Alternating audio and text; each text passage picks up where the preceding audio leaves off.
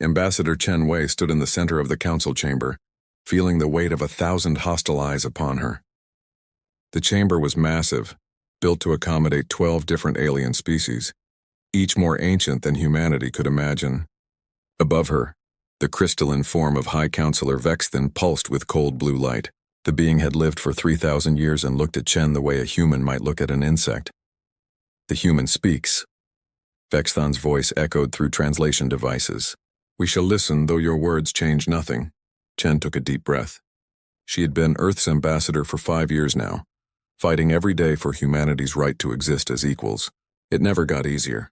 The other species saw humans as children playing with matches, dangerous and stupid in equal measure. Honorable Council, Chen began, keeping her voice steady. Humanity requests permission to establish 3 new colony worlds in the Outer Sigma region. We have surveyed these planets. They are uninhabited and rich in resources. Our population needs room to grow. A deep rumble came from the Korath section.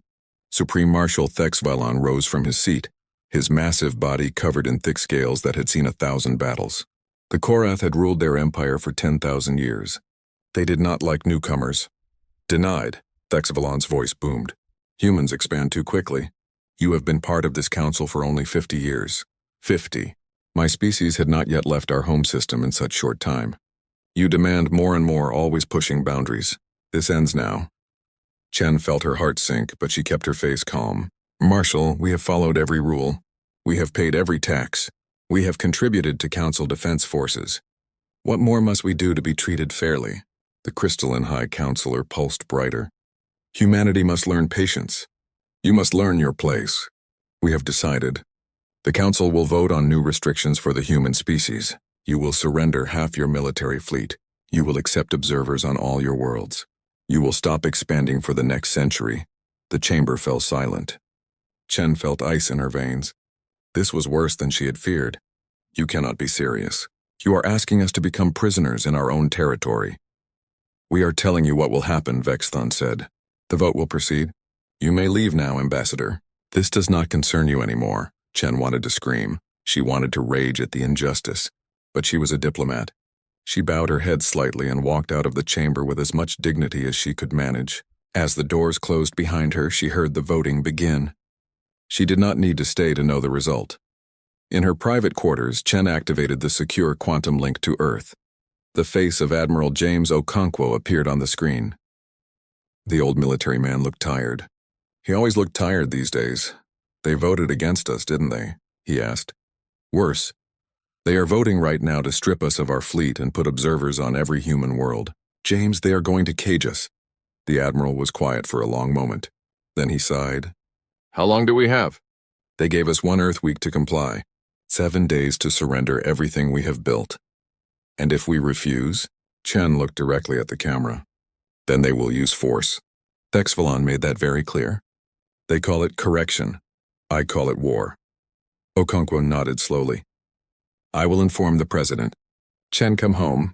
There is nothing more you can do there. Across the galaxy, on a military station orbiting Mars, Captain Sarah Ramirez watched the news with her command crew. The feed was official now. The Galactic Council had voted. Humanity had 7 days to comply or face military action. They are actually going to do it, her first officer said quietly. They are going to attack us. Ramirez stood up from her chair. Then we prepare. All ships full combat readiness. I want every weapon system checked. I want every shield generator at maximum power, and I want our people ready to fight. Captain, her tactical officer spoke up. We cannot win against the entire Council fleet. They have thousands of ships. We have maybe 300 combat-ready vessels. I know the numbers, Lieutenant, Ramirez said sharply, but we are not going to surrender. If they want our freedom, they will have to kill us to take it.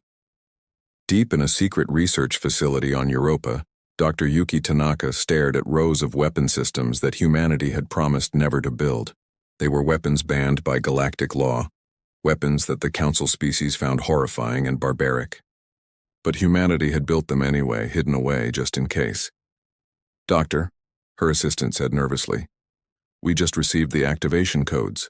Protocol Ragnarok is now live. Tanaka felt sick. She had hoped this day would never come. These weapons were designed for one purpose only, Total war. No mercy, no limits, no rules. She thought about her daughter, safe at home on Earth, playing in the garden. She thought about all the children across human space who deserve to grow up free. Begin the deployment sequence, she said quietly. If they bring war to our doorstep, we will show them what war truly means. 7 days passed like a countdown to doomsday. The Council gave humanity chance after chance to surrender. Each time, Earth's answer was the same: no.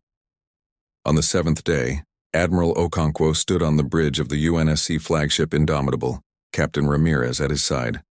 They watched the sensor screens with grim expressions. The entire human fleet had gathered near Earth. Every ship they had ready for the impossible fight ahead. "Admiral," the sensor officer called out. "Slip space ruptures detected. Multiple signatures. Thousands of them." The view screen lit up with warnings. One by one, the ships of the Galaxy fleet emerged from faster-than-light travel. They came in waves, each wave larger than the entire human fleet. 10,000 warships from 12 different species, all converging on human territory. Supreme Marshal Thexavalon's face appeared on every communication screen across human space. The old Korath looked almost sad. "Humans of Earth," he began, "you have refused the wisdom of the Council. You have chosen pride over peace. Your species is too dangerous to be allowed to continue on this path. By the authority of the Galactic Council, I hereby sentence humanity to correction. Your civilization will be reduced to a pre-industrial state. Your weapons will be destroyed. Your ships will be scrapped. Your colonies will be abandoned. This is mercy. We could choose extinction, but we are not monsters. Surrender now and casualties will be minimized. Resist and you will be crushed." The transmission ended. For a moment, there was total silence across the human fleet. Then Admiral Okonkwo spoke. His voice broadcast to every human ship, every human colony, every human listening across the stars. All ships, battle stations. Today they learn what humans are made of. Today we show them that we will never kneel. Today we fight for our freedom or we die trying. For Earth, for humanity, for our future. The Galaxy fleet began its approach. Humanity's tiny fleet moved forward to meet them. The first shots would be fired within the hour, and nothing would ever be the same again. The first missiles struck the outer colonies without warning. On New Perth, a mining colony of 2 million souls, the sky turned red as orbital bombardment began. The colonists had 12 minutes to reach the shelters. Most did not make it. Captain Sarah Ramirez watched the sensor feed from her ship and felt rage burning in her chest. "They are targeting civilians first," her tactical officer said, voice shaking with anger. "The mining stations, the agricultural colonies. They are killing everyone. They want to break our will." Admiral Okonkwo's voice came through the fleet channel. "They think if they hit us hard enough, fast enough, we will beg for mercy. All ships engage defensive pattern Delta. Protect what we can." The human fleet split into defensive groups, rushing to intercept the Council forces. But the numbers were impossible. For every human ship, there were 30 alien vessels. The Council had brought overwhelming force, and they used it without hesitation. Ramirez's ship, the UNSC Indomitable, led a squadron toward a Korath battle group that was heading for the Mars shipyards. Mars was humanity's greatest military production facility. If it fell, humanity lost its ability to build new ships. "All weapons, fire at will," Ramirez commanded. "Target their flagship." The Indomitable unleashed everything it had. Railguns fired solid slugs at incredible speeds. Missiles streaked across space, leaving trails of light. Energy beams cut through the darkness. The Korath flagship's shields flared bright blue as it absorbed the attack. Then it fired back. The return fire was devastating. Korath plasma weapons, refined over 10,000 years of warfare, punched through the Indomitable's shields like they were paper. Ramirez grabbed her chair as the ship shook violently. Hull breaches on decks 7 through 12. "Shield generators failing." "We cannot take another hit like that." Around them, human ships were dying. The cruiser Valiant exploded in a ball of fire. The destroyer Hawk broke in half, its crew venting into space. The frigate Damascus tried to ram a Korath ship in a desperate final act, but was vaporized before it could reach its target. "All ships fall back," Okonkwo ordered, his voice heavy with grief. "We cannot hold this position. Retreat to Rally Point Gamma. Mars shipyards initiate self-destruct protocol. Do not let them take it intact." Ramirez wanted to argue, wanted to stay and fight, but she knew the Admiral was right. They were being slaughtered. The surviving human ships turned and ran, using every trick they knew to escape. Behind them, the Mars shipyards exploded in a series of massive blasts, taking a dozen pursuing Korath ships with them. On Earth, billions of people watched the sky with terror. The Council fleet had reached orbit. Ships the size of cities hung above every major population center. Then the bombardment began. New York vanished in nuclear fire. Tokyo, London, Mumbai, São Paulo all burning. The defense satellites fought back, but they were swept aside like toys. Luna Base, humanity's oldest off-world settlement, went dark as enemy troops stormed through the corridors. In underground bunkers, President Maria Santos watched the death toll climb. 3 billion people dead in 48 hours, 3 billion souls gone in the blink of an eye. She felt numb, disconnected from reality. This could not be happening. This could not be real. Madam President, her military advisor said quietly, we are receiving surrender requests from 17 colony governors. They want to stop the killing. Santos looked at him with hollow eyes. Tell them to do what they must to save their people. I will not order anyone to die needlessly. And Earth, Madam President? The Council is demanding your personal surrender. They want you to broadcast a message telling all humans to lay down their arms. Santos stood up slowly. She walked to the window of the bunker, looking at a screen showing the devastated surface above. The planet she loved, the home of humanity, was burning. No, she said simply. We do not surrender. Not while I draw breath. In the asteroid belt, the surviving human fleet regrouped. Admiral Okonkwo stood on the bridge of the damaged Indomitable, counting his losses. Of 300 ships, only 83 remained combat-capable. They faced an enemy of 10,000. Admiral, Captain Ramirez approached him, her uniform torn and blood-stained. What do we do now? We cannot fight them head-on. We cannot protect our colonies. Earth is under siege. We have lost. Okonkwo turned to look at her. The old man's eyes were hard as steel. We have not lost, Captain. We have only just begun to fight. Sir, I do not understand. We are beaten. Our cities are in ruins. Billions are dead. How can we possibly... They think they have won, Okonkwo interrupted. They think we will surrender now. They think this is over.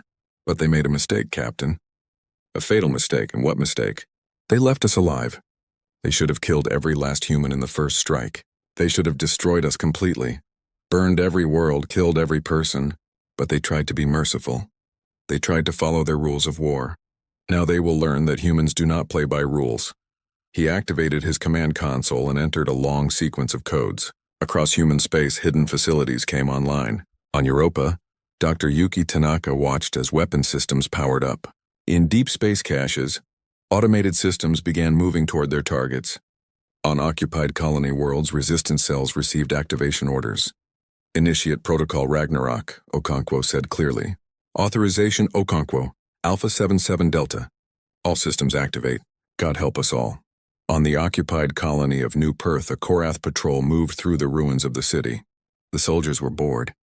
The fighting was over. Humans had proven to be weak, easily defeated. One of the soldiers kicked at debris looking for anything valuable. Then the ground beneath them exploded. Buried human minds, activated remotely, tore the patrol apart. Before the Korath could react, human guerrillas emerged from hiding, firing weapons, throwing grenades, then disappearing back into the ruins. This happened on 100 worlds simultaneously. In orbit above Earth, a Council medical ship suddenly lost all power. Then another. Then 5 more. The ships went dark, floating dead in space. Human hackers, using programs developed in secret over years, had infiltrated the Council's computer networks. They were not trying to destroy the ships. They were trying to create fear and confusion. It worked. Supreme Marshal Thex Valon stood on his flagship, reading reports with growing disbelief. Humans were attacking everywhere at once. They were not fighting like soldiers. They were fighting like cornered animals, using tactics that the Council found shocking and barbaric. Suicide attacks, chemical weapons, biological warfare, computer viruses, booby traps in their own cities. These humans are insane, his second-in-command said with horror. They have no honor. They do not follow the rules of war. Thexevalon felt something he had not experienced in centuries: uncertainty. They do not care about honor. They only care about survival, and that makes them far more dangerous than we realized. In the asteroid belt, Admiral Okonkwo watched the reports flow in. Human counterattacks were causing chaos among the Council forces. It was not enough to win. Not yet. But it was enough to make them pause. Enough to make them doubt. He turned to address his remaining fleet. They came here thinking they would teach us a lesson. They came here thinking they were superior. Now we teach them something. We teach them that humanity does not surrender. We teach them that attacking Earth was the worst mistake they ever made. And we teach them that from this moment forward, this is total war. No mercy, no rules, no surrender. We fight until we win or until we are extinct. Are you with me? Every single officer on every remaining ship answered as one. Yes, Admiral. Then let us show them what humans are truly capable of. Prepare for Operation Vendetta. We strike at their supply lines, their colonies, their homeworlds. If they want war, we will give them war like they have never seen before. As the human fleet prepared to move, a message went out across all human frequencies. It was simple, direct, and terrifying in its promise. If they wanted us extinct, they should have finished it. Now it is our turn. The Council forces thought they had won. Supreme Marshal Thexavalon ordered his fleet to consolidate their positions, secure the conquered human colonies, and prepare for final occupation of Earth. It was a routine operation, the kind his species had performed 1,000 times before. Conquer, occupy, integrate. Simple. Then humanity showed them how wrong they were. The first convoy never reached its destination. 20 supply ships carrying food, medicine, and equipment for occupation forces simply vanished. No distress calls. No wreckage, just gone. Search teams found the ships 3 days later drifting in space. Every Council soldier aboard was dead, killed by a colorless, odorless gas that had been pumped through the ventilation systems. The human crew had all escaped in the life pods. They killed prisoners? Thexavalon said with shock. We treated those human crew members well. We followed the rules of war. His intelligence officer looked uncomfortable.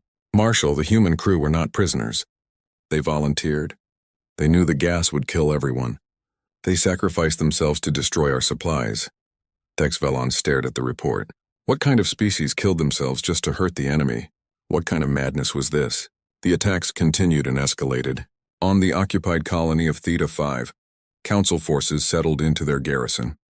That night, the entire water supply was poisoned. Not fatally, but enough to make every soldier violently ill. While they were sick and unable to fight, human resistance fighters struck, stealing weapons and equipment before vanishing into the wilderness.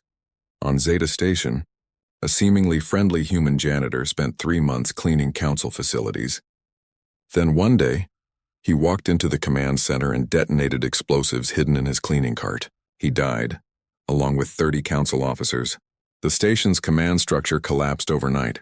Captain Sarah Ramirez led a strike force of 15 small ships against a Council fuel depot. They did not fight fair. They disguised their ships as debris, drifting close to the depot before powering up and firing at point-blank range. The depot exploded, taking 47 Council ships with it. Ramirez's force lost 3 ships, but she considered it an excellent trade. The Council species were horrified by human tactics. The Vexithari, crystalline beings who valued logic and order above all else, could not understand the chaos humans created. The elegant seraph, who fought with honor and nobility, found human methods disgusting and barbaric, but most disturbing were the weapons humans used. Dr. Yuki Tanaka had spent years developing weapons that the Galactic Council had banned as too horrible for civilized warfare. Now she unleashed them without hesitation. Nanomachines that could dismantle metal at the molecular level, turning ships into dust. Bioweapons designed specifically for each Council species, non-lethal but incapacitating. Computer viruses that could infiltrate any system, no matter how secure. The Vexithari suffered most from the computer attacks. As a networked species that shared a collective consciousness, they were vulnerable to digital warfare. Human hackers found ways to inject false information into their network, causing confusion and panic. Some Vexithari began seeing hallucinations, their crystalline minds unable to distinguish real data from fake. This is not war, High Counselor Vexithon complained to Thexavalon.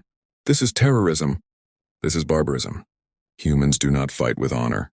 No, Thexavalon agreed grimly. They fight to win, and they are very good at it. Admiral Okonkwo studied the tactical maps with satisfaction. The Council fleet was bleeding from 1,000 small cuts. They had the numbers, they had superior technology, but they did not have the will for this kind of fight. They were used to quick, clean wars between civilized species. They were not prepared for an enemy that refused to quit, refused to follow rules, and refused to value their own lives above victory. The convoy system is working, Ramirez reported. Every council supply line is under constant attack. Their forces on occupied worlds are running low on everything. Good, Okonkwo nodded. Continue the harassment. I want them paranoid and exhausted. I want them to fear every shadow. Now let us discuss Operation Hellfire.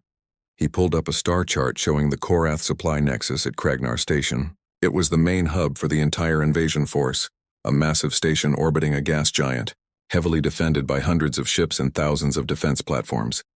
We cannot take it in a straight fight, Ramirez said. We do not have the firepower. We are not going to fight it, Okonkwo smiled coldly.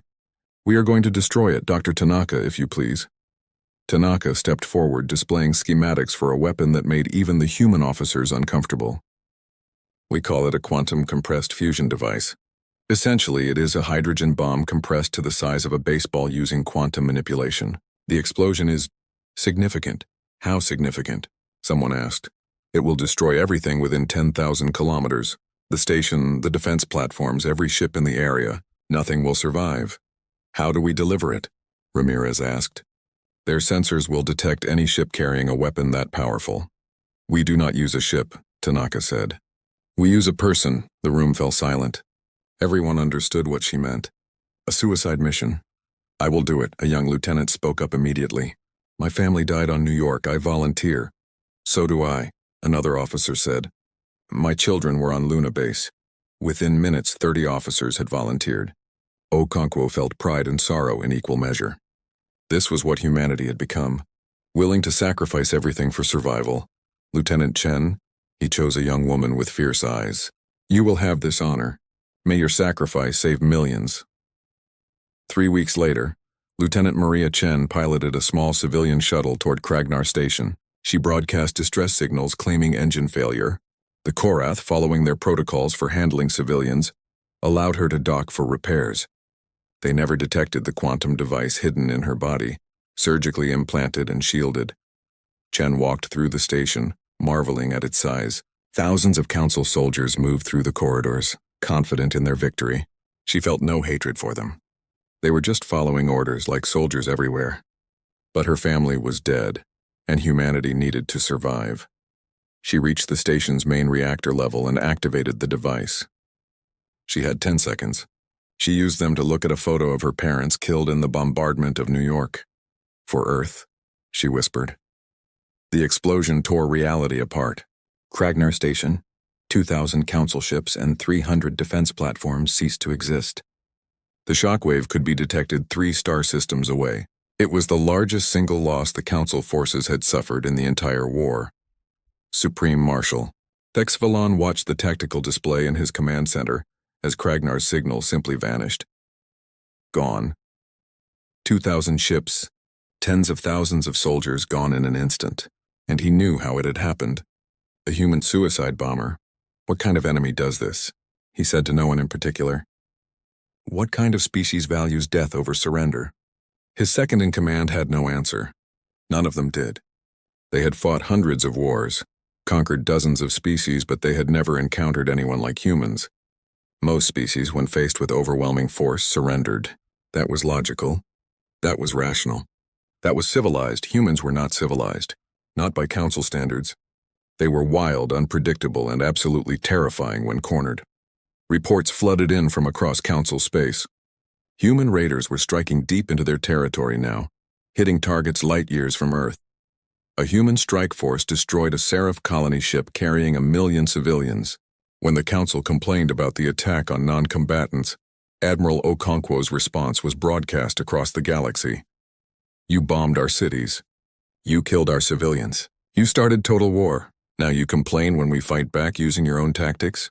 This is war, real war, not your civilized games. We will use every weapon, every tactic, every strategy to survive. If you do not like it, you should have left us alone. The council species began arguing among themselves. The Seraph wanted to withdraw, calling the war unwinnable. The Vexthari demanded the complete extinction of humanity as the only safe solution. The smaller species were quietly pulling their forces back, unwilling to sacrifice more for what seemed like a losing cause. Only the Korath remained committed. Thexavalon would not admit defeat. Could not admit defeat. His species had never lost a war in their entire history. He would not be the first marshal to fail, but even he was beginning to understand the truth. Humanity could not be conquered, not unless the Council was willing to kill every single human, burn every human world, and commit complete genocide. And even then, he was not sure they could succeed. Humans were too spread out, too stubborn, too willing to die rather than submit. On Earth, in the ruins of what had once been Geneva, Admiral Okonkwo stood with Captain Ramirez and Dr. Tanaka. They looked at the devastated planet, at the billions of graves, at the scars that would take centuries to heal. "We are winning," Ramirez said quietly. "The Council is losing their will to fight." "Yes," Okonkwo agreed. "But at what cost? We have become monsters to defeat monsters." What happens when this is over? "What will we be?" Tanaka had no answer. None of them did. They had done terrible things to survive, things that would haunt humanity forever, but they would survive. That was all that mattered now. "We finish this," Okonkwo said with finality. The Galaxy fleet was dying. Not from one massive battle, but from 1,000 small wounds that would not stop bleeding. Every day brought new reports of attacks, sabotage, and casualties. The Council species had never experienced war like this before, and their unity was fracturing under the pressure. In the Council chamber, arguments raged. The Seraph ambassador stood with her wings spread wide, a gesture of extreme agitation among her species. "We must negotiate," she insisted. "This war cannot be won. The humans will fight forever. They do not care about losses. They do not value their own lives. How do we defeat an enemy like that? We destroy them completely." High Counselor Vexthon's crystalline form pulsed red with anger. "We should have done this from the beginning. Total extermination. It is the only way. And become the monsters we claim they are?" The Seraph shot back. "My people will not participate in genocide. We withdraw our forces immediately." "If the Seraph withdraw, so do the Lixian," another ambassador announced. "Our casualties are unacceptable. We joined this council for protection, not to die fighting mad humans." Supreme Marshal Thexavalon listened to the chaos with growing frustration. His own species, the Korath, had lost more than half their fleet. The military machine that had conquered a quarter of the galaxy was being beaten by a species that barely had faster-than-light travel 50 years ago. But the worst news was yet to come. Marshal, his intelligence officer, approached nervously. "We have reports from deep space scouts. Human ships. New designs. Dozens of them heading toward our positions." "New ships? How?" "We destroyed all their shipyards. We destroyed the ones we knew about, sir. Apparently, humans have been building secret construction facilities for years. And these ships? You need to see this." The tactical display showed the scans of the new human vessels. They were larger than anything humanity had built before, sleek and deadly looking. But what made Thexavalon's blood run cold were the readings. The shields were stronger than Korath shields. The weapon system showed energy signatures that matched Council technology but improved. "How is this possible?" he whispered. "We believe humans have been stealing our technology for their entire time in the Council," the officer explained. "Every treaty, every meeting, every diplomatic exchange was a chance to copy our designs. And they did not just copy, sir. They made it better." Admiral Okonkwo stood on the bridge of the first human dreadnought, the Vengeance. Behind him, 49 sister ships waited in formation. They were humanity's masterpiece, born from desperation and genius. Every system was an improvement on stolen alien technology. Faster engines, stronger shields, deadlier weapons. "All ships, this is Okonkwo," he broadcast to the fleet. "For months we have bled. For months we have died. For months we have fought against impossible odds. Today we stop running. Today we stop hiding. Today we show them what happens when you try to destroy humanity. All ships full attack speed. Target? Korath home fleet." Captain Ramirez, now commanding her own dreadnought Retribution, felt her heart race. They were going to attack the Korath homeworld itself. It was insane. It was impossible. It was perfect. The human fleet jumped to faster-than-light speed, heading straight into the heart of Korath space. When they emerged, they found the home fleet waiting. Over 3,000 ships defending their ancient homeworld. The Korath commander broadcast a warning. "Human vessels, you are outgunned and outnumbered. Surrender now and your deaths will be quick." Okonkwo's response was to open fire. All 50 dreadnoughts unleashed their weapons simultaneously. The difference from previous battles was immediately obvious. Korath shields, which had easily deflected human weapons before, now flickered and failed under the improved firepower. Ships that had seemed invincible began taking damage. "What is happening?" the Korath commander shouted. "Our shields should hold against their weapons." But they did not hold. Humanity had learned the shield frequencies during years of studying Council technology. They had learned the weaknesses, the gaps, the vulnerabilities. Now they exploited everything. The Vengeance charged straight at a Korath battlecruiser, shields at maximum. The alien ship fired everything it had. The human shields held. Then the Vengeance returned fire, punching through the enemy shields and tearing the battlecruiser apart from the inside. Across the battlefield, human ships fought with terrifying efficiency. They used AI targeting systems banned by the Council but perfected by humans. They used swarm tactics with hundreds of automated drones overwhelming enemy defenses. They used suicide drones that would ram ships if they ran out of ammunition. "Target their command ship," Ramirez ordered. "All weapons, maximum power." The Retribution and 5 other dreadnoughts focused their fire on the Korath flagship. The massive vessel tried to maneuver away, but human ships were faster now. The combined firepower overwhelmed its shields, breached its hull, and detonated its reactor. The flagship exploded spectacularly. Without their commander, the Korath fleet began to falter. Some ships retreated, others fought on stubbornly, but the momentum had shifted. Humanity was winning. On the surface of the Korath homeworld, billions of civilians watched the battle in the sky with terror. For 10,000 years, their species had been conquerors. Now they were being conquered. The feeling was alien and horrifying. Dr. Tanaka watched from a hidden laboratory on Europa as her final weapon activated. It was not a bomb or a virus. It was information.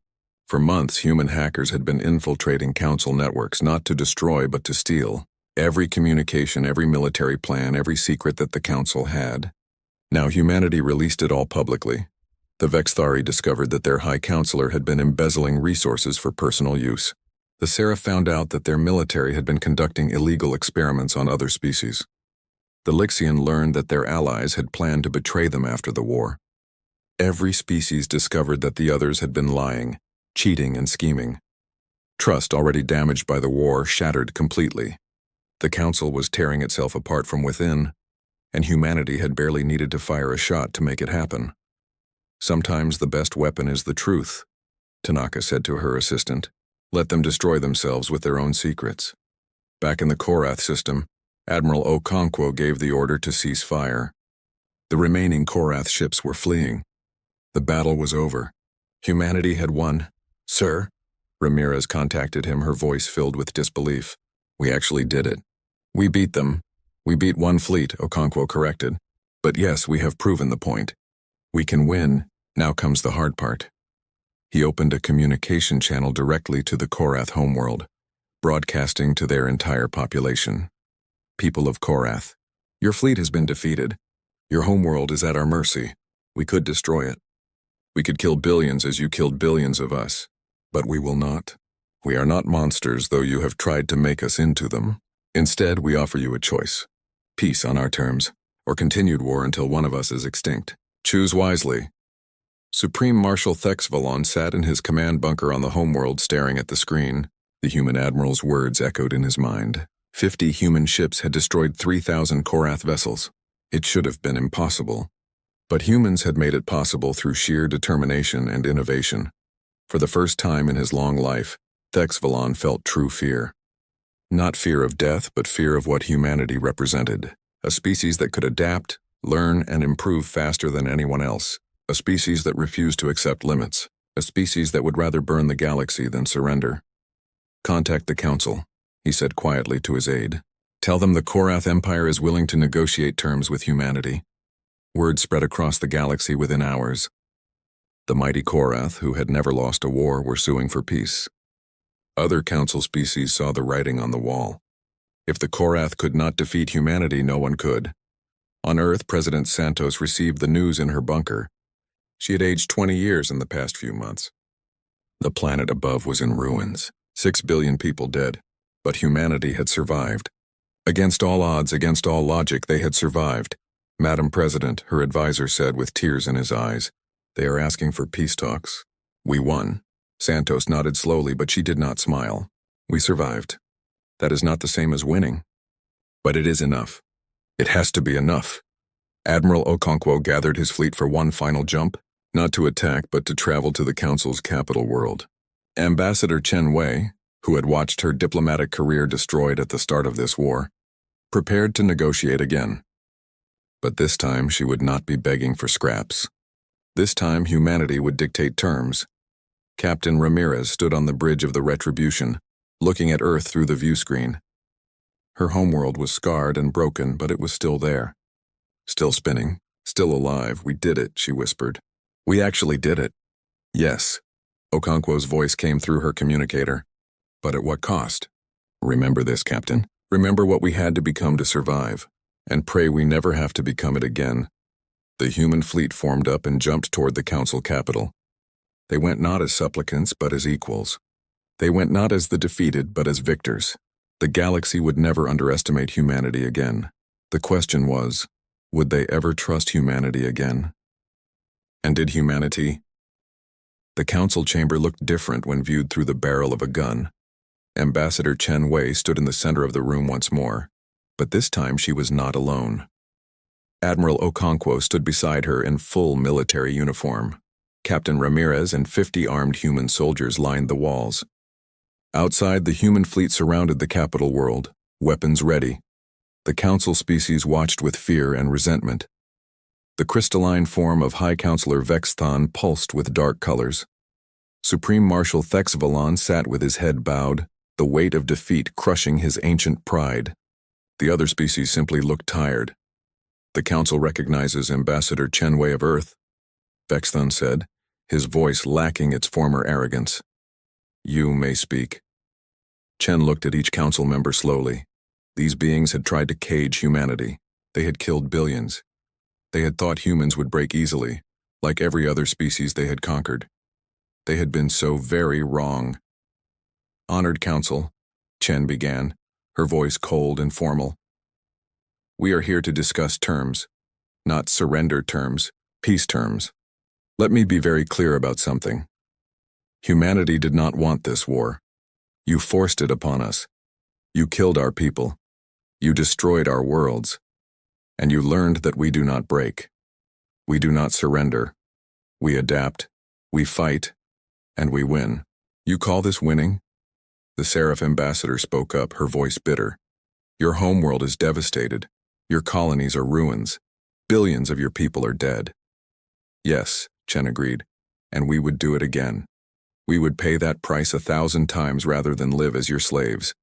That is what you need to understand. Humans will always choose death over submission. Always. Admiral Okonkwo stepped forward, placing a data tablet on the central table. These are humanity's terms for peace.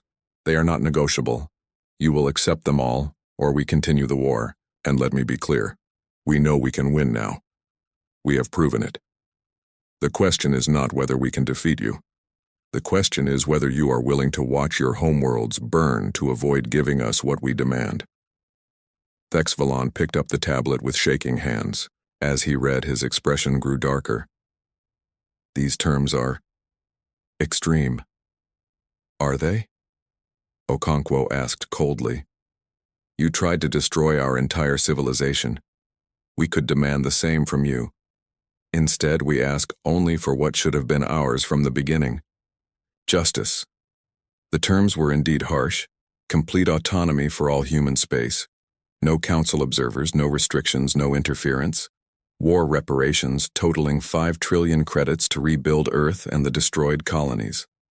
Return of all human prisoners, and most significantly, a formal apology from the council, acknowledging that the attack on humanity was unjust and illegal. You want us to admit we were wrong? Vexthon's voice was filled with shock. To apologize to an inferior species? We are not inferior, Chen said quietly. That is the lesson you should have learned. We are different. Perhaps we are younger, perhaps we are less advanced in some ways, but we are not inferior, and we will never accept being treated as such again. For 3 hours, the council argued. Some wanted to continue the war, but they were a minority. Most understood that fighting further would only bring more death and destruction. The Seraph had already withdrawn most of their forces. The Lixian were on the verge of leaving the council entirely. The Korath military was shattered. Only pride kept them from agreeing immediately. Finally, Thexvalen stood. The old warrior looked ancient now, worn down by defeat. The Korath Empire accepts these terms. We acknowledge that the attack on humanity was a mistake. We acknowledge that humans have earned their place as equals. One by one, the other species agreed. Some did so willingly, others did so with obvious reluctance. But they all agreed. The war was over. President Santos watched the treaty signing from Earth, broadcast across all human networks. She saw the council members affix their marks to the document, saw the formal apology read aloud, saw humanity finally recognized as equals. She should have felt joy. Instead, she felt only exhaustion. Madam President, her advisor said gently, "We won. It is over." "Is it?" Santos looked at the devastated planet around her. "We won the war. But can we win the peace? The galaxy now fears us. They see us as mad dogs, unpredictable and dangerous. They will leave us alone, yes. But they will never trust us. They will never be our friends. We are forever marked as the species that fights too hard, kills too easily, refuses to quit." "Perhaps that is not such a bad thing," the advisor suggested. "Fear keeps enemies away better than friendship ever could." Santos was not sure she agreed, but she was too tired to argue. The Treaty of New Geneva was signed 3 months after the peace talks began. Humanity received everything they demanded. The council species paid reparations, though the payments would take decades to complete. Human space was recognized as sovereign territory, with no interference allowed, and the council issued a formal apology, broadcast across the entire galaxy. But words on paper did not heal the wounds. Earth would take centuries to fully recover. 6 billion people were dead, entire cities erased from existence. The Mars shipyards had to be rebuilt from nothing. Luna Base was a tomb that no one wanted to disturb. The psychological scars ran even deeper than the physical ones. Dr. Yuki, Tanaka, stood in her laboratory looking at the weapons she had created. The bioweapons, the nanomachines, the computer viruses, tools of total war. She thought about activating the deactivation protocols, destroying them all, but her hand hesitated over the control. "Doctor?" her assistant asked. "Are we shutting them down?" Tanaka was quiet for a long moment. "No, we keep them. We keep them all. We hide them, we lock them away, and we pray we never need them again. But we do not destroy them, because now the galaxy knows what we are capable of, and that knowledge is our greatest defense. Will we ever use them again? I hope not. I truly hope not. But if anyone ever tries to destroy humanity again..." She trailed off, but the implication was clear. Captain Sarah Ramirez stood on the rebuilt observation deck of a new Earth station, watching ships come and go. Some were military vessels, still on patrol. Others were civilian freighters carrying supplies to help rebuild. She had been promoted to admiral now, given command of the new defense fleet. A young officer approached her. "Admiral, the new recruits are asking questions. They want to know about the war, about what we did. What do you tell them?" "I tell them we did what we had to do to survive." "But Admiral, they look at us like we are heroes, like what we did was glorious." "But it was not glorious, was it?" Ramirez looked at the young officer with sad eyes. "No, it was necessary. It was survival. But it was not glorious. War never is. We killed millions. We used weapons that the galaxy considers monstrous. We sent people on suicide missions. We did terrible things, and yes, we survived because of it. But we paid a price for that survival, a price that will haunt us forever. Do you regret it?" "I regret that it was necessary. I regret every life lost on both sides. But I do not regret fighting. I do not regret surviving. Given the same choice again, I would do it all over again. That is what it means to be human. We do what must be done, and we live with the consequences. Across the galaxy, the council species struggled to understand what had happened. How had they been defeated by such a young species? Military analysts studied the battles, trying to learn lessons. Philosophers debated the nature of humanity. Politicians argued about future policy toward Earth. But most ordinary citizens simply felt relief. The war was over. Humans had proven to be too dangerous to fight, so they would be left alone. Perhaps in time, relationships could normalize. Perhaps humans could become trading partners, even allies, or perhaps they would remain the galaxy's dangerous outsiders, respected out of fear rather than friendship. On Earth, in the ruins of what had once been Geneva, a memorial was built. 6 billion names were carved into black stone, one for each person who had died in the war. It took 3 years to complete. At the dedication ceremony, President Santos stood before the massive wall of names and spoke to the survivors. "We paid a terrible price for our freedom," she said, her voice carrying across the silent crowd. 6 billion souls lost, cities destroyed, our beautiful planet scarred. We did things we are not proud of. We became something dark and terrible to survive. The galaxy now fears us, perhaps rightly so. She paused, looking at the names stretching into the distance. But we survived. We are still here. We are still free. And that freedom, purchased with so much blood, must never be taken for granted. We must rebuild. We must heal. We must become better than we were forced to be during the war. But we must also remember. Remember what we paid. Remember what we did. Remember that humanity will never kneel to anyone. The crowd stood in silence, each person touching the wall, finding the names of loved ones lost. Admiral Okonkwo stood at the back of the crowd, an old man now, his hair white, his face lined with age and sorrow. He had led humanity to victory, but the cost weighed on him every day. He thought about every order he had given, every life he had spent like currency to buy survival. Was it worth it? Someone asked beside him. He turned to see Chen Wei, also aged by the war, also carrying the weight of difficult choices.